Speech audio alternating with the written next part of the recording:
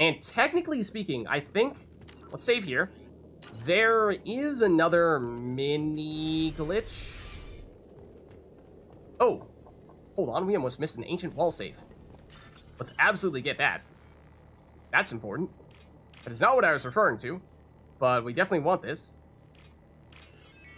Nearly missed it. Oh, I almost clicked on the wrong one. I canceled it.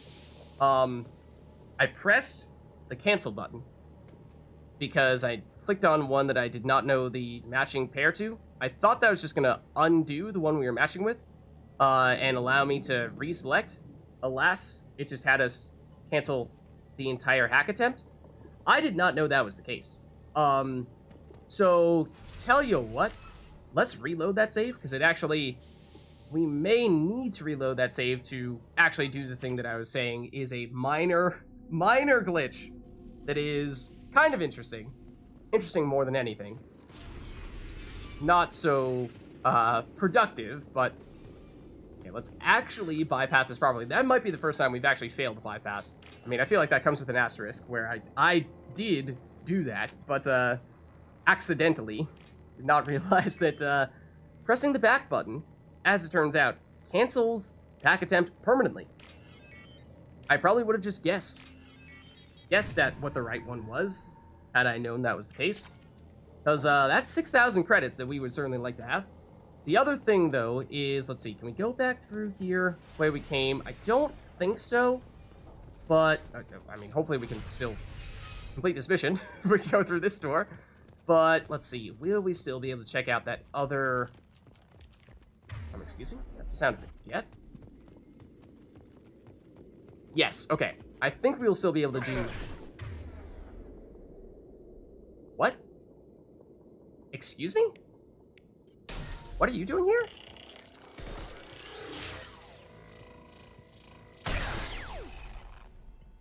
Didn't know he was going to respawn, but I did know the refined iridium was going to respawn, and it will give us precisely 1 iridium per crate. So, if you are completely insane and completely desperate for iridium, technically speaking, you can farm iridium here in the slowest way possible by saving and reloading, and when you do so, these little 1 iridium crates will respawn. The first time we got them, they gave us a reasonable amount. I think it was 200 apiece, but once you save and reload, you can loot them again. This is an additional time we're looting them, so it is incremental iridium. It's just tiny little increments. So congratulations, we have acquired 4 additional iridium that we would not have otherwise gotten. But like I said, if you want to, you could go crazy and spend an entire day loading and saving and reloading it just to open up all these crates, and you might get, I don't know, 500 iridium, which is, you know, about as much as you'd get by launching a bad probe, just for context. So, yeah, it's an option. Not a good one, but it does exist. Okay. And just let me finish this download. Here is the person we are after, but before we chat with her, we've got a bunch of damaged Geth to check out, worth a whole lot of credits. This may be the thing that I possibly mentioned earlier, thinking that it was something else. We got an assault rifle damage upgrade previously. This is an intact pulse rifle, which is a new assault rifle, which is available to all of our assault rifle users, which is obviously 2 of the people we have here, Garrus and Zaid. Don't know if we mentioned this before, but Samara, the person we most recently recruited, in addition to being a biotic, also has access to assault rifles.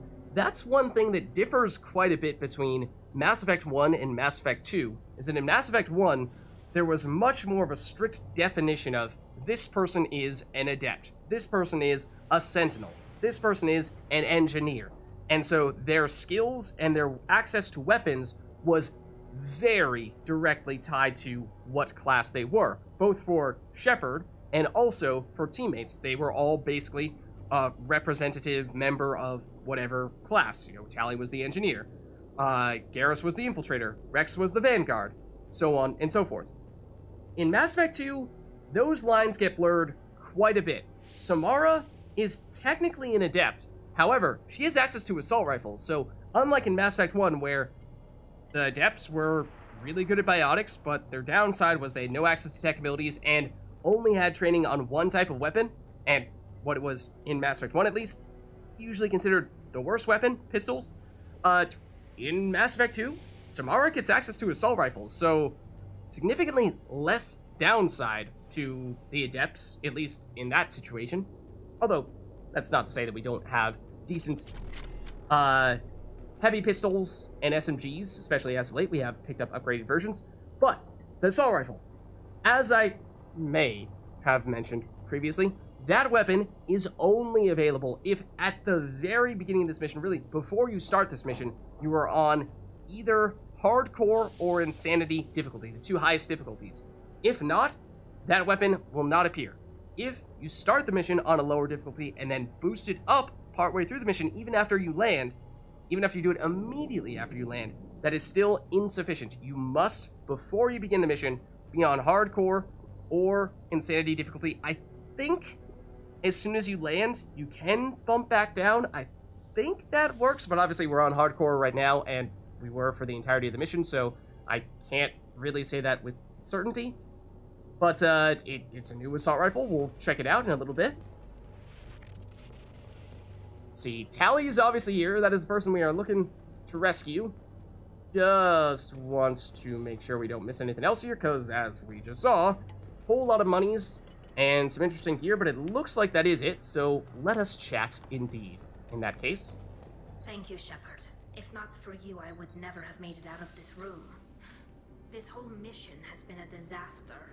I wish I'd joined you back on Freedom's Progress, but I couldn't let anyone take my place on something this risky. I mean, can you tell us more about, both the value of the research? I guess maybe we start with the mission research itself. What can you tell me about your research here? Haystrom's sun is destabilizing.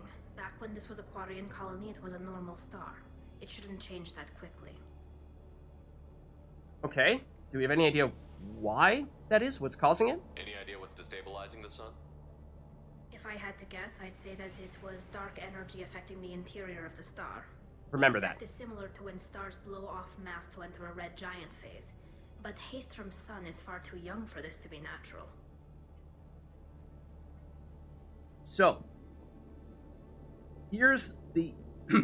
excuse me. The very interesting thing about this mission, and peeling back some layers quite a bit into some meta discussions, some, not meta as in like what is the best thing to do in this game, but meta like, you know, an abstraction of the game discussion, and also dipping a little bit into spoiler territory. I'll be careful, but the key thing about this mission, actually, let's ask about the value of the research, then I'll dive a little bit more into that. A lot of Quarians lost their lives here. Was it worth it? I don't know, Shepard. It wasn't my call. The Admiralty Board believed the information here was worth sacrificing all our lives for. I have to believe that they know what's best.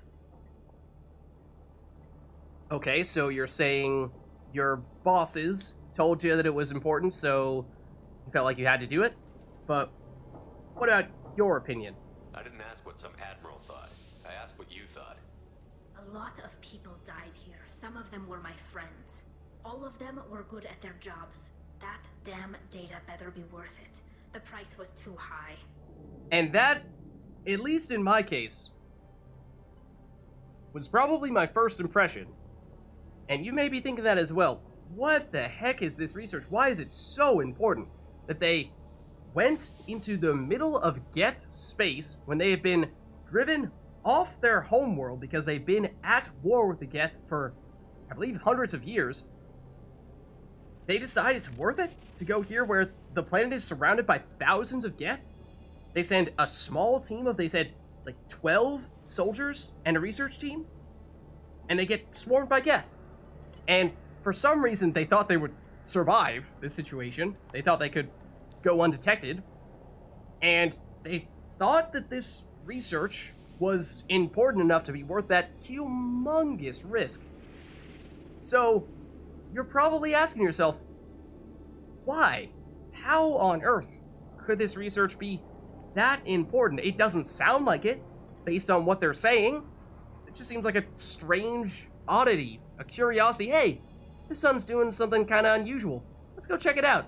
Excuse me, sir. That sun is in the middle of our enemy's territory, and there are thousands of troops nearby, and, you know, if we were to send anyone over there, they would get completely overwhelmed and almost certainly die a very gruesome death. It's fine. Just send some people. Just send 12 people there. 12 people and some researchers. That'll be enough. That'll be enough. Don't worry about it. Okay. So, again, the interesting meta/semi-spoilery component of that is that this mission in particular was supposed to have extremely significant plot significance the rest of the campaign. As it turns out, the game, or the ending of the game, went in a different direction.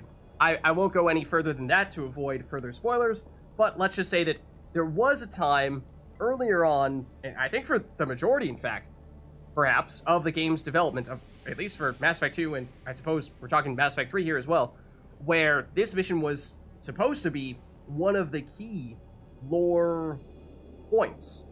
And then eventually they decided to go into a different direction. I think, at least rumor has it, that it was because there was a leak where their planned ending got out, and so they needed to switch things up last minute. I haven't dived into the detail that much to see the he said, she said, and what have you. But that's at least something to bear in mind, is that this is, well, at least once upon a time in an alternate reality, would have been arguably the most important mission, or at least one of the most important missions in the entire, at least Mass Effect 2 game, for that reason. So, all that being said, that's all on a side. Our primary reason for being here is, of course, to recruit Tali. So, care to join us? Whatever the reason, I'm glad I could help. Once you deliver that data, I could use you on the Normandy. I promised to see this mission through. I did. I can leave with you and send the data to the fleet. And if the admirals have a problem with it, they can go to hell. I just watched the rest of my team die. Maybe not the whole rest of your team, man. There we go. You made it. Your old captain's as good as you said. Damn Colossus never stood a chance. I mean, he's alive. Doesn't look very good. You need some transportation? If need be, the Normandy can get you out of here, Rieger. The Geth didn't damage our ship. As long as we get out of here before reinforcements show up, we'll be fine. Actually, I won't be going with you. I'm joining Commander Shepard. I'll pass the data to the Admiralty port and let them know what happened. She's all yours now, Shepard. Keep her safe. And there we go. Very cool mission. Very different. The whole stand in the sun, your shields get scorched. Whole lot of Geth, which we actually haven't seen too many of in Mass Effect 2, especially, at least in comparison to Mass Effect 1. But we level up, reaching level 19, so we'll get a couple squad points from that. We've recruited Tali for the team. Though loyal to Shepard, Tali's antagonism towards Cerberus necessitates observation. Also sending recon units to examine Geth activities in case activities on Haestrom provoke action. Yeah, you know, they might retaliate. We picked up a couple of new weapons. The Tempest SMG, which, as we were saying, we did find in the first possible place to find it, which was where the first set of dead Quarians were. If you miss it there are a few other places where you can pick it up. I don't remember exactly where all those places are, but I mean, at least the first time we saw it, it was pretty prominent. So, you know, if you do miss it though, keep an eye out, and I believe there's at least one other, potentially two other places where you can get it if you missed the first one. Pulse rifle, as I was saying, is, oh well, I guess let's read up on the Tempest. This submachine gun fires in long, deadly bursts. Very effective against shields and biotic barriers. Inaccurate at long range. That's the key difference between the Locust and the Tempest. Locust, as we were saying when we first acquired the Tempest here, doing that comparison.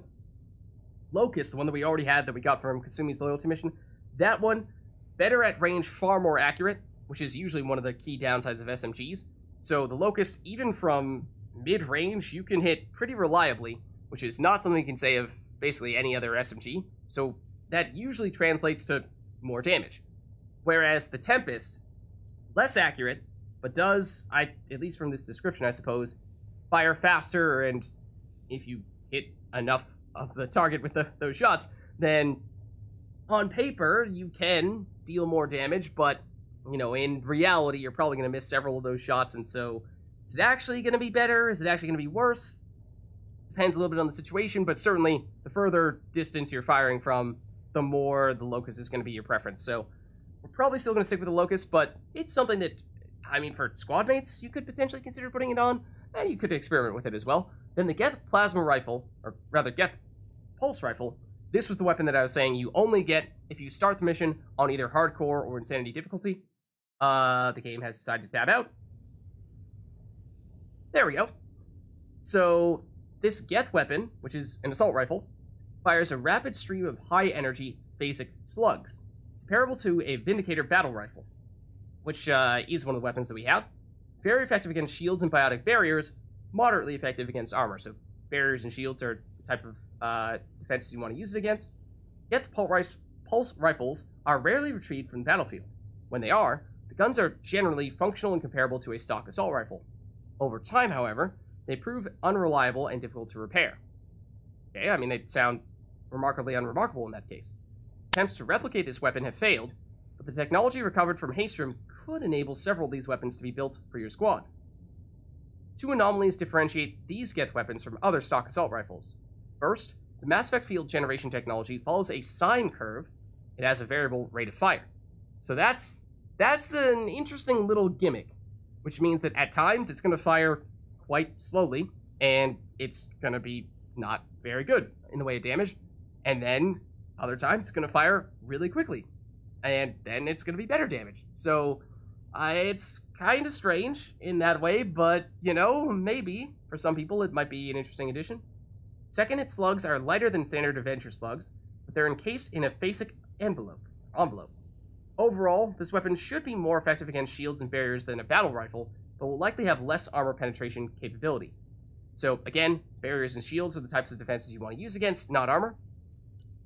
Then we got the assault rifle damage upgrade, which we can use at the Normandy's Research Lab, of course. Squad bonus of 20% assault rifle damage, and this could potentially be a bottleneck for subsequent assault rifle upgrades of some variety. Heavy pistol damage, squad bonus of 30% heavy pistol damage, and again, could potentially be remove a bottleneck that was preventing us from doing subsequent pistol upgrades. Then we got a lot of credits as well, so sounds good.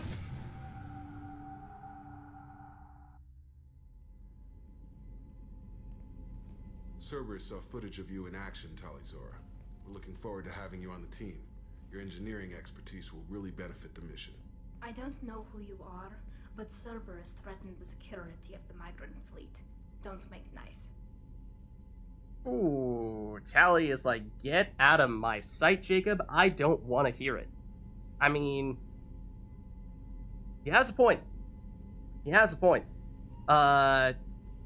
Cerberus and the migrant fleet have not exactly been on the best of terms. Of course, Cerberus is generally, is very much a pro-human specifically group, human extremist group, and that does at times translate to anti-other species group, and so that would, of course, include Quarians in that case.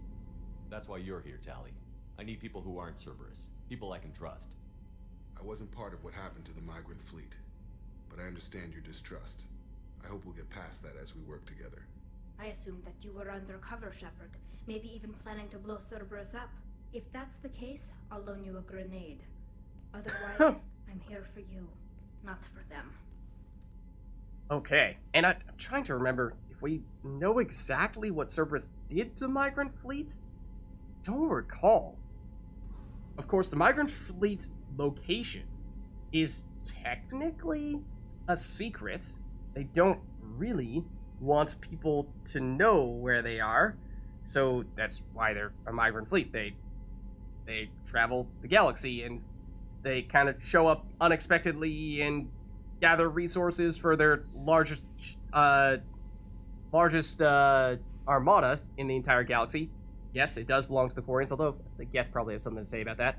But, alright, well, you are free, of course. Study the ship if you like, Tali. If it helps, check out the Normandy while you're here. We've gotten a few upgrades. I'll get Tali Zora the necessary security clearance to access our systems. Please do. I can't be part of your team if I don't know how the ship works.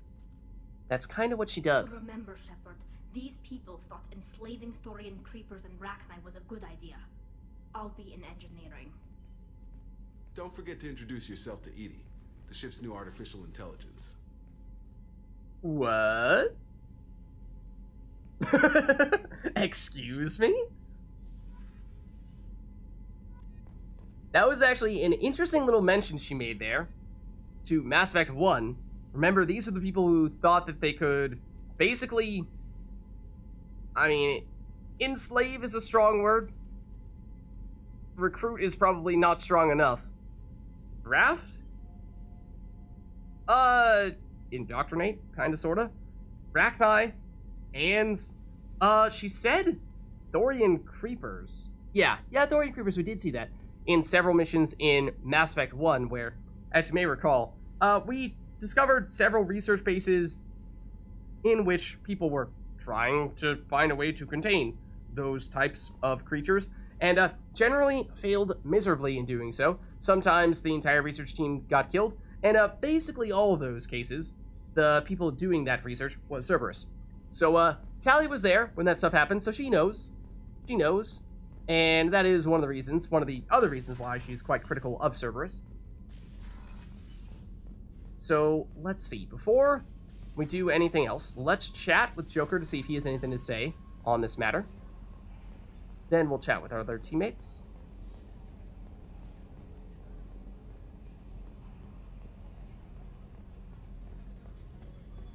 Hello? It's great to see Tali on board, Commander, just like old times. It is her, right? I mean, because with the mask, it's... Ah, never mind. Oh, Joker. Alright, yes it is her, of course. How are things going? I assume everything is going well up here? Good for now. Fractured my thumb on the mute, but I think I made my point. Yeah, I mean, he said that to us many times before, so nothing new there. That's it for now. See you, Commander. Okay, let's head on back in that case, because of course, Joker, as we've said before, will at times only give you that mission-specific dialogue if you go straight to him. If you do anything else, it can potentially interrupt him.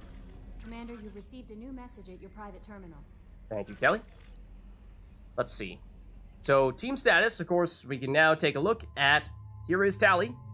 Get some additional info on her. So, loyalty normal, of course, we just recruited her. She has combat drone, AI hacking, and energy drain is her ability that she gets once we complete her loyalty mission. So, that is not a set of skills we've seen on anybody else. I believe all of those skills are unique to Tali.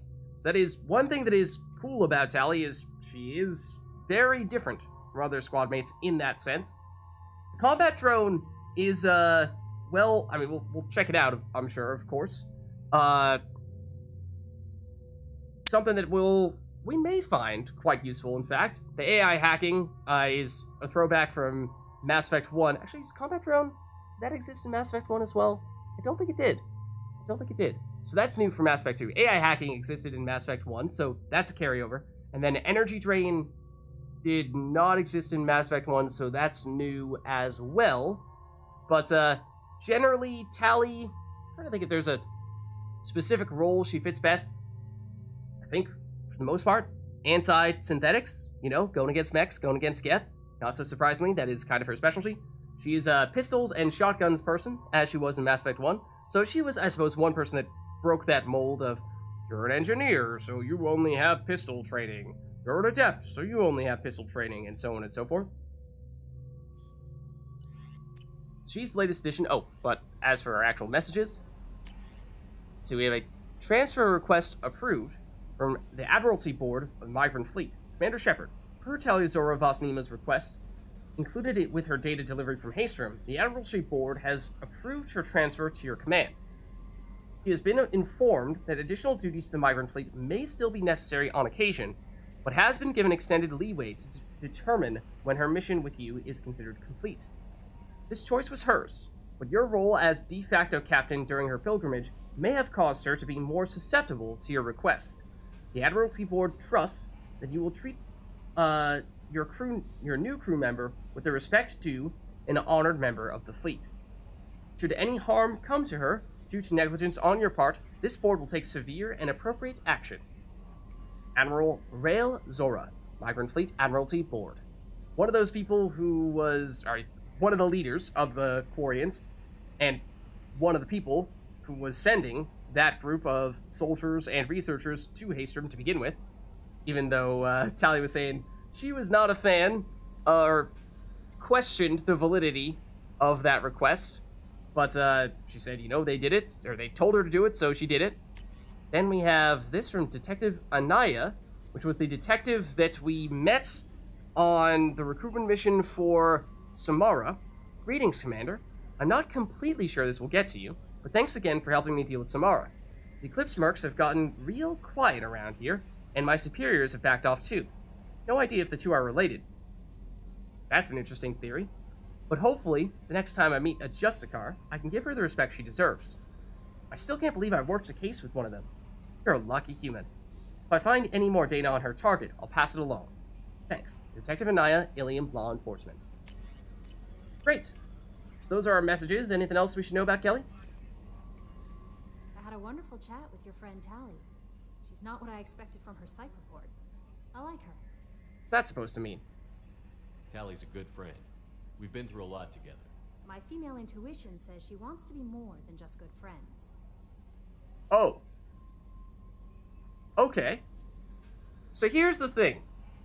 For everyone asking me in Mass Effect 1, Vids, who are you gonna romance? Who are you gonna romance? And I was always like, well, see, the thing is, I deliberately romanced Liara on my first playthrough. I accidentally romanced Liara on my second playthrough, because she's so easy to accidentally romance as well, that I just didn't want to romance Liara. Didn't really particularly care for Ashley, so I was kind of indifferent as to whether we romanced her or not, and those are, of course, our only two options as male Shepard. However, in Mass Effect 2, there are additional romance options. In some cases, of course, we have now gained new crew members, so as you might have suspected, some of those new crew members may potentially be interested in pursuing a relationship with Shepard, but in some cases, perhaps even old squad members that maybe in the past were not so expressive of their personal feelings, maybe more so in Mass Effect 2. I always felt there might have been some chemistry there. There is. It's in her body language. How she turns to you when you enter the room. How she watches your every move. Quarians are so fascinating to me. But they also make me a little sad. How so? Why do they make you sad? Their environment suits are so beautiful, but with their immune systems, they're trapped inside. I wonder what they look like under those helmets, or what their skin feels like under those suits. Whoa, Kelly, that's a little... that escalated kind of quickly. Like, okay, you know, that's understandable. The whole, I wonder what they look like under the mask. Natural human curiosity. A lot of people have said that in the past. Wonder how their skin feels. Several steps too far. Do you have a moment to talk? I always have time for you, Commander. Except there's nothing of note. Okay. Maybe we'll talk later. Except, I was curious How may I help you, Commander? if there's anything we should know about the crew. Is there anything I should know? Samara would like to see you in observation on the crew deck. Anything else, Okay. Commander? Okay, so we want to make a point of talking to Samara. That sounds good. That'll be all. I'll be here if you need anything. Okay, so we've caught up with Kelly, and maybe, let's check out research, because we did pick up at least a couple of upgrades from that mission, and then maybe before we chat with everyone, to see if there's anything else they have to say after having just picked up Tali. We might just start with Tali.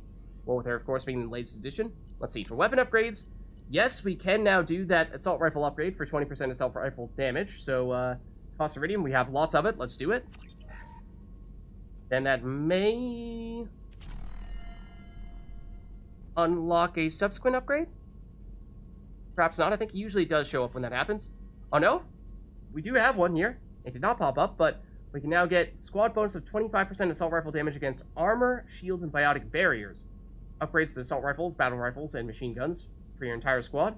So, the slug's tungsten content is increased, and the weapon's computer is recalibrated, improving the penetration of heavy armored targets. A basic envelope surrounds each slug before it is fired at the target. This disrupts any Mass Effect field, protecting the target, resulting in better penetration. So, we have seen this for almost every other weapon, or at least we're trying to get to this point with every other weapon, where it's gotten a damage bonus, usually to a specific type of defenses. In the case of shotguns, it was for shields. I think heavy pistols, we may not have gotten it yet, but there's one for armor damage. I think might have been armor damage as well for snipers. And so it just further reinforces how specific types of weapons are particularly good and against certain types of defenses. And I do like that. I think that does sort of build into the whole, okay, if we know what type of enemy we're going to go against, or we are currently staring an enemy in the face, we have a specific type of weapon that we can benefit from using. We have other types of weapons that are not as good in this situation. It means that you aren't just going to run around with one weapon the entire game and never have to change, and that feels kind of boring if that were the case. Obviously, we use our Geth plasma shotgun a lot, but as we've done sometimes in the past, sometimes we need more accurate stuff. Sometimes we want to deal extra damage against armor, which is the Geth plasma shotgun's weakness. So that's why we'll occasionally break out the Carnifex. So that stuff, I think, is all really well designed. The assault rifle, though, is in some ways sort of like, at least based on this, the jack of all trades, master of none. It's sort of your all-purpose, deal decent damage, but maybe not perfectly optimized damage to any enemy in any type of situation. So that's why it's getting extra damage to shields, biotic barriers, and armor. All the main types of defenses. I mean, we'll definitely take it. Let's see, it's iridium, and we still have a lot of it. I assume we don't have any subsequent assault rifle upgrades? Yeah, based on how that went down from 7 to 6, that is probably the case. Then heavy pistol, 30% heavy pistol damage. This upgrade improves the weapon's Mass Effect field generator, increasing the mass and acceleration of each slug fired. And we don't have access to assault rifles. Obviously, we have teammates who do. So that one wasn't really benefiting us directly, just our squad mates. Heavy pistols, as we were just saying, we do use the Carnifex somewhat regularly. I mean, certainly not our primary weapon, but it's a sidearm we use with some frequency. This will definitely help. And see, there we get research unlocked. I thought, yeah, heavy pistol critical to squad bonus. Heavy pistols sometimes deal double damage. I have no idea what sometimes translates to. Is that 50% of the time? In which case, on average, it's 100% damage. No, surely it can't be 50% of the time. You know, what is the on average, once you factor in that sometimes you're getting that double damage, sometimes you're not, what is the average damage increase that comes from that? I mean, in the past, we've gotten, what, on the order of 30 to 50 damage, so maybe it's, what, maybe it's like, I don't know, I mean, hopefully frequent enough that, if it's something like 10% chance of that happening, then, I guess even that's not atrociously awful, because twice damage, double damage is a lot. But upgrades to heavy pistols and hand cannons to your entire squad. Normally, scientists have prototyped a modification to the traditional smart targeting module commonly incorporated into high-end weaponry. While this technology is commonly used to compensate for wind and recoil, it was adapted to slightly deflect rounds to strike a more vital part of an enemy. Whoa. Okay. That's impressive, I suppose. It costs palladium. We don't have nearly as much palladium as we did the other resources. This will take up basically half of our remaining source. So, I mean, of course, we may very well get more of it from other, just want to see if another upgrade pops up here. That's the one we just completed. Another one unlocked. Doesn't look like it. No. And I've already lost my train of thought we were just talking about, but that's okay. I'm sure it wasn't important. Oh, we were running out of palladium. And so, I mean, we may end up scanning more planets for it, but remember that we will get more from completing missions. So usually we're getting one type of resource specifically from a given mission, and it will just be, sometimes it's iridium, sometimes it's palladium, sometimes it's EZO. So at times we'll get more palladium that way. And then also, we can stop back off at the Shadow Broker's base, and basically, same thing, we'll occasionally get deposits of sometimes one resource, sometimes another. Okay, ship enhancements, again, we're probably just going to wait on those for a little while longer. Prototypes, anything new there that we might want to consider? I don't think so. We were talking a little bit about potentially even retraining powers if we were not interested in going with the squad incendiary ammo after all.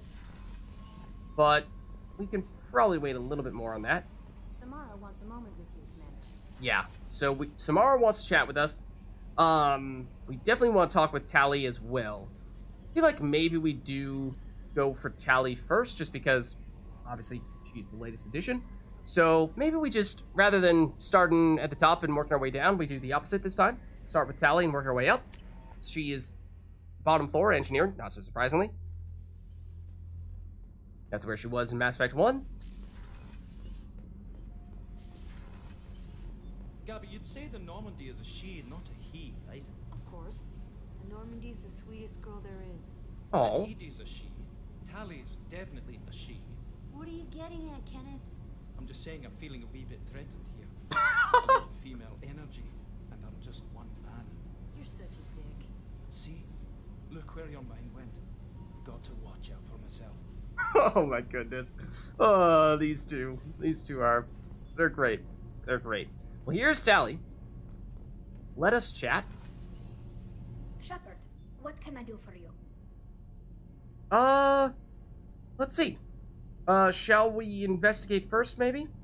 Now, what have you been working on? Is the new Normandy giving you any trouble? Please, Shepard, I'm a Quarian. Give me a chunk of scrap metal, a circuit board, and some element zero, and I'll have it making precision jumps. I was worried about working with Cerberus engineers, but they know what they're doing, and they've been very polite. That's good to hear. At least, these two down here have been. They're fun. So, let's see. Other than that, what about the status of the Normandy? How's the Normandy running? Say what you will about Cerberus. They know how to build ships. The Normandy's running even better than before. I don't know if it can stand up to a collector attack, though. I'm researching some ideas that might help. Oh? Okay.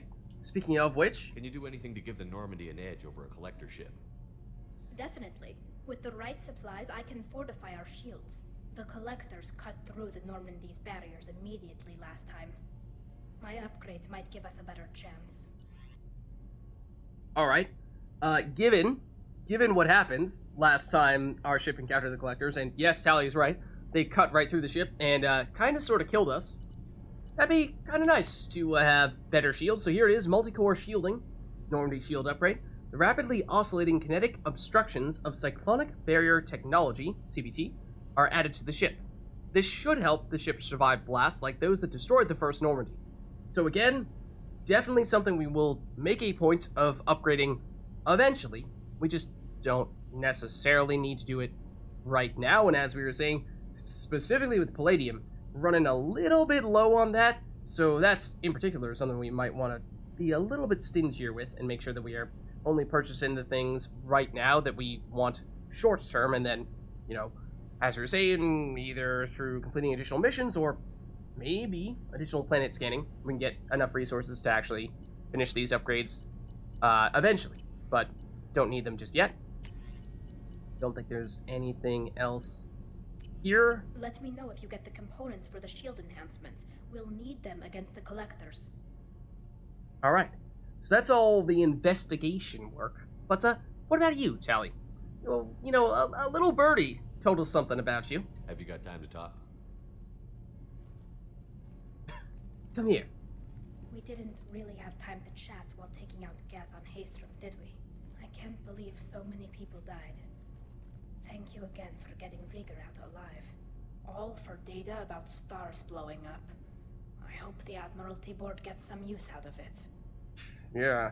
See, can we research that stuff? Or can we investigate that stuff? We can. Yeah, tell us more about the Admiralty Board. We got a message from them.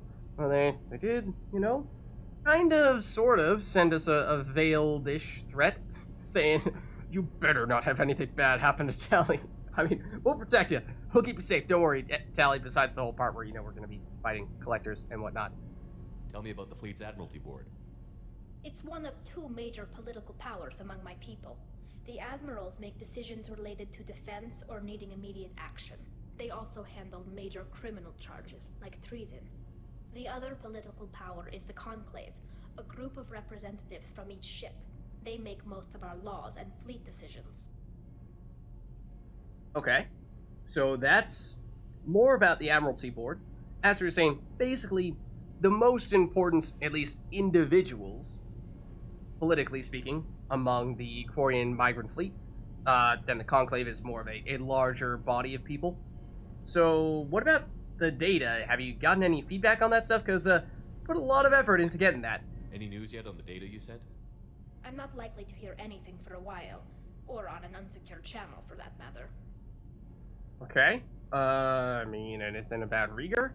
He looked like he took a pretty big hit or two back on Haystrom, but hopefully he's holding up alright. Have you heard any word about Cal Rieger? Did he survive his injuries? He sent me a message.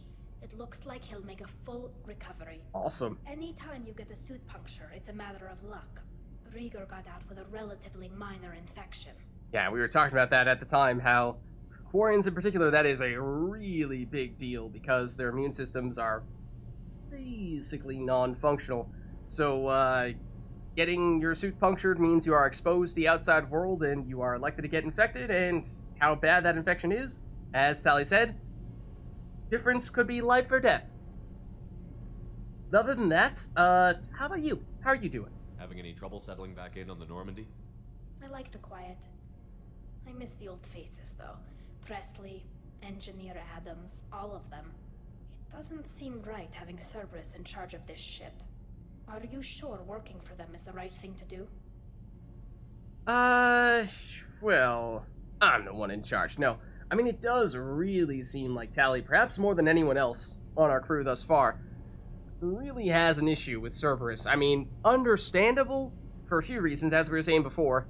She knows what they did in Mass Effect 1 when we went on several missions in which we shut down research bases that Cerberus was running that were doing some pretty terrible things, doing experiments on Rachni, experiments on Thorian creepers and the likes, and also with Cerberus being very pro-human and arguably anti-other species, does raise some questions as to what their thoughts are on us having a Quarian on the team, and would, at the very least, certainly make Tali quite uncomfortable, I would think.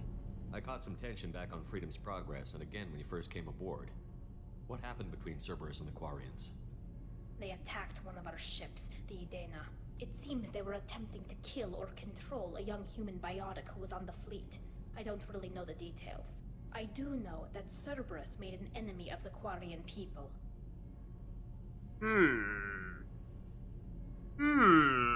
Trying to remember if I can piece together who said individual is. I don't think we know explicitly from anything in-game, but that might be something that technically is covered in some of the Mass Effect comics, which, if you didn't know, yes, in fact, there are some Mass Effect comics which generally focus on some more minor or more peripheral characters that we see and clearly have some history, some connection to some of the things that we are doing, but we never really get their full stories, and so that's a way in which the Mass Effect universe fills in those gaps, and so it sounds like that might be one of those types of situations, but, I mean, I'd say the same thing. We don't necessarily see ourselves as someone who trusts Cerberus per se. It's more just by circumstance that we happen to be working for them right now, or with them, or however you want to phrase it. I fully expect them to betray us at some point, and we'll be ready. I'm glad to hear that, Shepard. Just let me know how I can help. For now, I should get back to work. Thanks for coming by. Alright. Get a couple of Paragon points. And, if we try chatting with her again. Shepard, what can I do for you? Curious if she says the same thing about reflecting on the previous mission. Have you got time to talk? I really need to clean up this engine. Maybe later? Okay. I'll let you work. Talk to you later. Alright. I assume Donnelly and Daniels don't have anything new to say? What can we do for you, Commander? No. Carry on. Will do, Commander. Actually, hold on. Then investigate, they might have something to say about Tali? What can we do for you, Commander? No. Okay, for a second I thought I might have remembered Will do, Commander. a specific conversation in which they addressed the fact that they now have someone else hanging down here with them.